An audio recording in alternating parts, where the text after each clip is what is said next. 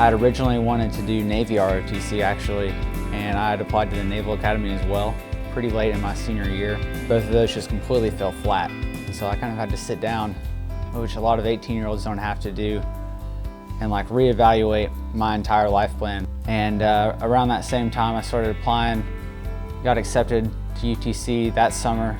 Around that same time, you know, I was still really, my dream was to be a military officer. And so even though I wasn't in the Navy anymore, I kind of stepped back and reevaluated. And I was like, well, if the Navy's not an option, you know, there's this Army program. And so I kind of just set my sights on that and just took off from there. And so to come from my senior year of high school, where someone from the Navy ROTC program told me over the phone, you're just not good enough to get this scholarship that we're offering.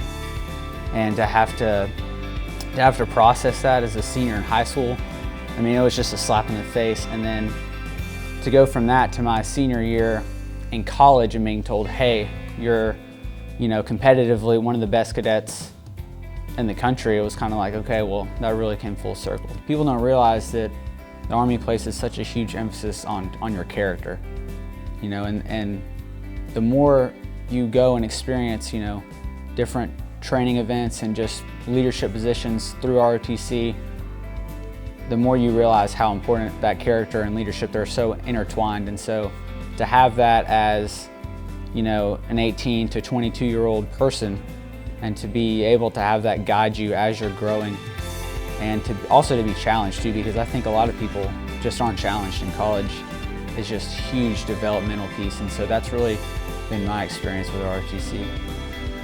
Looking back on it now, you know, I've absolutely just have loved all 4 years of college, you know.